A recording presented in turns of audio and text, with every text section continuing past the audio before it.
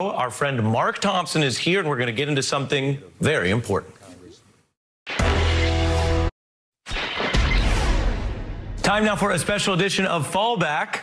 I am joined tonight by music mogul and entrepreneur Percy Miller, also known as, of course, as Master P, founder of the multi-platinum music label No Limit Records, which brought you hits you remember like Make 'Em Stay On, produced stars like Mystical and his son Romeo. BET named him one of the most influential rappers and black music executives of all time. And Master P has moved from music into a wide business portfolio spanning TV, film, fashion, food, and more. One of his more recent ventures, Rap Snacks, which is now blowing up on a national scale.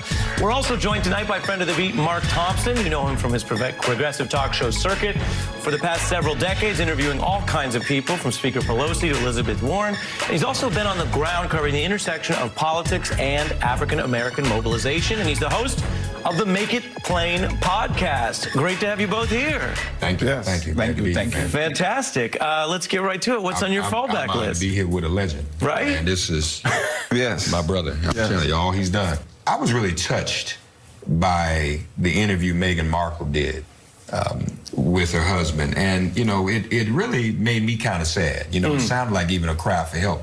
But she's gotten all this criticism. You know, Brits tend to have this idea of a stiff upper lip, and you're not supposed to really show your emotion and do any of that. So she's gotten a lot of criticism for actually saying she was glad somebody checked on her. And I think that's out of order. She's not a Brit. You know, she's one of us, so I think they ought to be fair to her. And Master P, you've been in the public eye for a long time. Yes. Sometimes people don't think of you when you're in the public eye as a human being. You're just kind of content. Well, I think that people need to realize that people are human. Everybody the same. Everybody has emotions.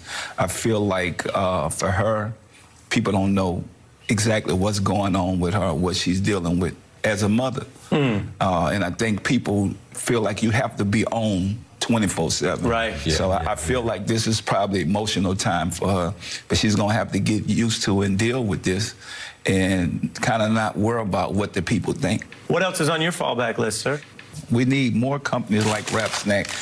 We want to open those doors up for the next generation of thinkers, movers and shakers. Right, and you're saying kind of fall back to so many of these companies that have leadership and boards that don't look like the rest of America. Exactly. I mean, why we can't be at the top of that food chain. That's right. And I feel like with Rap Snacks, we're opening the doors, but it's so many other geniuses out there in the world that has these creative ideas that don't get a chance. I mean, if you look at it in Hollywood, it's 5% African-American Latino that own the production. Right. A lot of us are stars, we're in front of the cameras, but we don't own the production. Can you tell us a little bit more about that? When you walk into a room to do these deals, are you running into this situation still in 2019 where people don't think that you are a successful businessman after everything you've done? Yeah, well, you know what? I had a situation the other day where I met with a guy, and he was like, I expected you to be a whole different person because I was prejudged by my music, not the business that I'm creating and to build an empire and to build a generational wealth for your family. You have to make changes. Nobody is perfect. You know, I put my trust and faith in God, and I tell people, you can't prejudge somebody because everybody can change and everybody could grow. Education is so important to my growth. Even if you look at George Foreman, we go back and look at him, we just look at him for the boxing.